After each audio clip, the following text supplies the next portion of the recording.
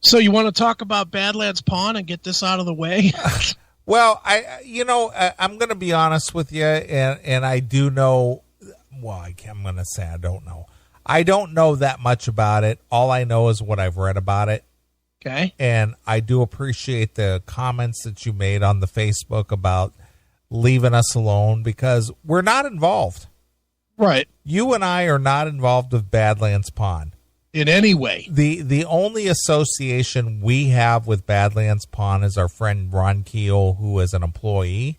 Correct. And the fact that I attended the Dock and Reunion show back at the end of September. Which you would have attended if it was held at the Alamo Dome in Texas or wherever. Yeah, true. But I feel honored that I had the opportunity to go there and experience it in person. But I have no association. I'm not affiliated. The CMS is not affiliated. We know nothing about their business dealings. Right. We know nothing.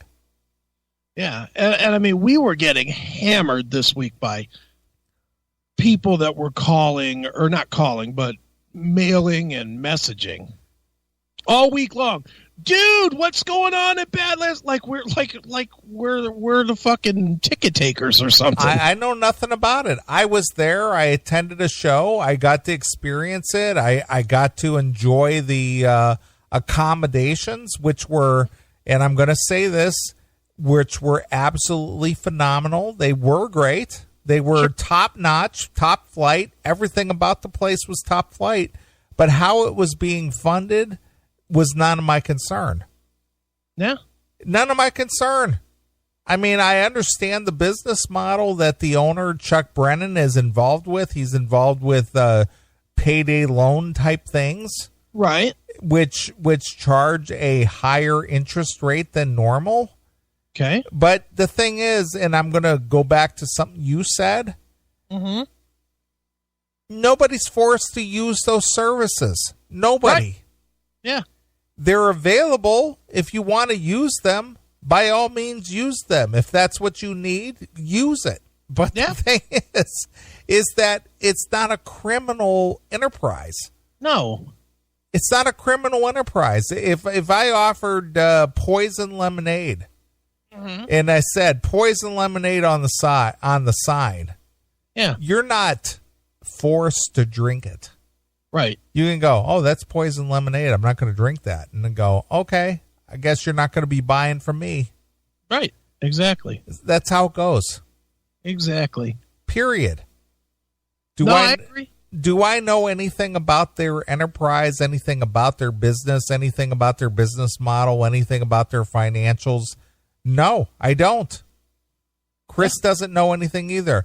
We were happy that our friend Ron Keel had an opportunity to do something cool within the enterprise that was Badlands Pawn. But because of the legislation or the decision by the legislature of South Dakota, Chuck Brennan's business was hit heavily. And when that happens, it's a business decision that it's just like, well, we can't really afford to do this, and this anymore due to this legislation decision. Right. And that's what they did. Now, where it stands today, I have no idea. None. Right. But that doesn't make it any less of a good or impressive enterprise. It was pretty damn cool eyes there, but what happens from today on, I have no idea. Well, as you can imagine, because Ron is a friend, I reached out to Ron. And I don't know if you did too or not. I did not. But Ron hit me back. I will read portions of what he hit me back with. I will not read the whole thing. Okay. And I'll state exactly why. Not that he said anything that he shouldn't say. He really didn't. But some of it is, friendship stuff between him and I. And some of it is simply, not his place to really make an official comment on, so I will not read it. I'll say this. Ron is a friend. Ron has been a friend before he was involved in Badlands Pawn. And Ron will be a friend after Badlands Pawn. Right? Absolutely. I met Ron the first time I was introduced to Ron by Jamie St. James of Black and Blue back in I think it's like 1999. Right. I met Ron for the first time. He and I connected immediately. We got to be very good friends. I have a photo on my wall here of Ron doing a live interview with me from the stage when I was doing the Classic Metal Show on an FM radio station. Right. And I've been friends with Ron for probably good 17 years now. Right. Mm-hmm. Yeah, and I've been friends with Ron for almost that long as well, I think. To the fact that when he was out on tour, I did his show for him. Mm-hmm. And I taught him how to do his show. He'll even tell you that. He said that numerous times on our show. Sure. That, it was him and I that kind of helped him through his bumps. And I introduced him to a syndicator. And I helped Ron with his show. And I don't want to praise or anything for that, but I'm just saying that that's the kind of relationship we have. When I opened my pinball place, Ron was super gracious to come out and play for us, and didn't charge me anything for any of that. Just because he's a friend. So I want it to be clear that he is a friend, yes, but outside of that, this is his livelihood. And he's not going to fuck up his livelihood to be fucking the messenger on the Classic Metal Show, and nor would we want, or I don't even think we would let him do that. Do you? No, not at all. And just to be clear, we had Ron on the show 2 years ago. Yeah. And he was leaving Las Vegas. He was packing up his personal belongings, his home, everything that he and his wife. And they moved to South Dakota to start a whole new life. So this guy uprooted his whole existence to go to South Dakota. Right. For a new venture. And, you never know what's going to happen. I can personally attest to those kind of things. It's happened to me. Sure. But you adjust to whatever changes take place. And I don't know what Ron said because I have not heard this email yet. But I'm assuming he's going to make whatever adjustments are necessary for his life. Well, we'll get there. All right. I'll read it again. I'm going to read parts. Okay. All right. I'm going to summarize what I sent him because it was more personal than professional. But basically, I said to him that the door's open if he wants to make any sort of public statement about what's going on and that we're getting hammered about what's going on. Sure. So I said to him, if you want to make a public statement, the door's open. If not, and I'll read this one line. To be clear, in no way do we want to compromise anything at all that you're doing, so silence is fine as well if that's all that shakes out. So, basically I said to him point blank, you don't have to say anything. So Ron hit me back, and again, I'll read parts of it, not all of it. But he said, I really appreciate the gesture. There have been 2 official statements made by ownership, Speedway closure, and the Rock and Roll Academy closure. To my knowledge, the concert cancellation announcement was internal only and not made public. So that's, as far the public part of it is that everybody knows all the shows are canceled. Yep. On the website. Sure. He's not stating that they've been made, that they're canceled. He's saying that I'm saying that part, that the shows are canceled. I am bound by my non-disclosure agreement and unable to comment on the status of various business aspects of Badlands. I can proudly say that my 2 primary departments, K-Bad Radio and the Badlands House Band, are successful and will continue powering on through this transition. All right. And then I'm not going to read the rest. Okay. But that's the statement from somebody that works there, who just happens to be our friend Ron, is that basically the two entities have closed, the Speedway and the Academy. You know, there's no official statement about shows, which means they might just be See, and this is what I'm thinking too. I don't think it's closing. Maybe I'm wrong, and Lord knows I could for sure be wrong, because again, I don't know their fucking business at all. But if I had to guess, I would think they're not going to close. I mean, Chuck put $10-20 million into this thing, right? Yeah, well, it is a nice building. It is a nice venue. It does have all the modern amenities for doing live performances. Right. Again, I do not know what kind of traffic Sioux Falls, South Dakota drives. Right. You know, and I don't know if it if it's profitable. I really don't. I don't know any of those things. Yeah, I don't know either. So my hunch would be that they're going to retool things. I agree. They're not going to just close. They're not going to shut down the pawn shop and the gun shop or the gun shop and the gun range and the concert venue. They're not going to just scuttle all that shit. There's too much money invested in it. I think they might be a little more selective.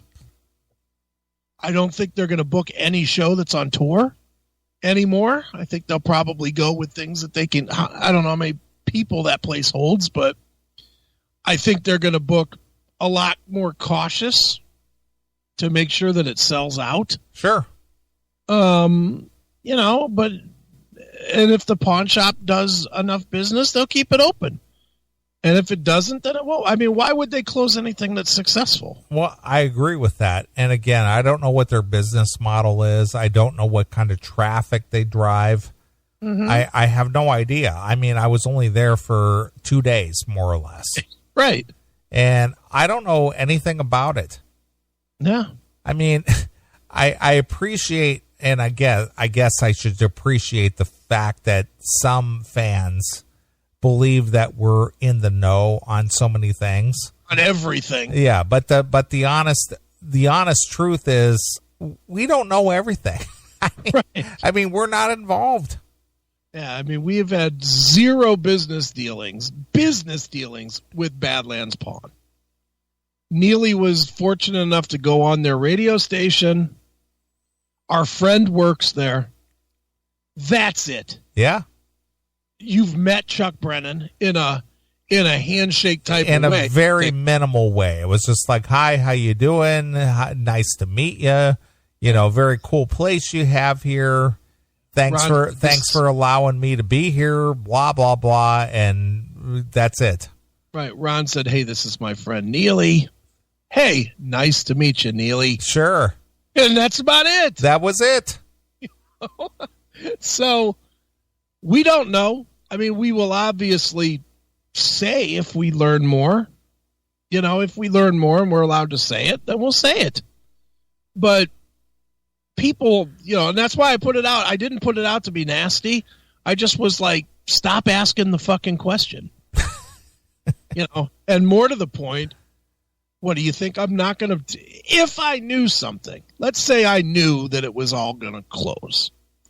Do you really think that I'm going to put it out there on Facebook versus bringing it to the show? Sure. As much as we say that this is just me and you fucking around, I still know how to do a show. I would wait till the show and put it out. So don't ask these dumb questions. For God's sakes. I agree. We'll tell you if we know something. All right, that's all I had to say on Badlands Pawn. I just wanted to put it out there so that people were aware that, yes, we heard your questions. Yeah. I saw a lot of commentary out there. I'm not a big Facebook guy, but I do read some of the comments and stuff, and it's just like, whoa, what happened? This was just a tax shelter. This was this. Is things not so great there anymore? Are things... It's like, dude, I don't know. Could be a tax shelter. I don't know. I don't know. I'm not involved. I'm not their accountant. I don't know what their I don't know what their business model is. Yeah. I know. It was like we failed. It's like, you guys are involved with losers, man. It's like, okay. I know. I just got I didn't even care. You know, I get it. People know that truthfully, that we're one of the bigger promoters of that place. You know, because of Ron. You know, we've had Ron on. How many times have we had Ron on to promote Badlands Pawn? At least 3. At least 3. You know, so we have definitely promoted it. And we want it to be successful. I still want it to be successful. But, you know, that's where it ends. You know, I have no more tie to that than I do fucking the Roxino where I see shows. Just because I go there doesn't mean I know how much money it makes. I just fucking go there. You know, I go there and then I talk about it on the show. Sure. And that's it. Yeah. Well, I'm going to, you know, and again, I'm going to answer. I saw a couple of comments. Are things not so great there anymore? Well, because of financial decisions that need to be made or will be made, doesn't mean the place wasn't a nice venue and that it wasn't a great place, because it is. It's a very state-of-the-art, immaculate venue. Yeah. The performance hall, that is. Mm-hmm. Just because they ran into some kind of financial difficulties or because they have to change their financial model doesn't make it not a great place, because it is. Yeah. It's just that, come on, Sioux Falls, South Dakota, that's not exactly a destination location.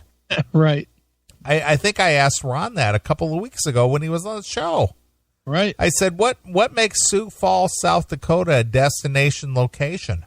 Yeah. I mean, it's not like that's going to be a high traffic area. It surprised me as much as anybody that somebody would, be it Chuck Brennan or anybody else, would invest the kind of money that they've done into making a state-of-the-art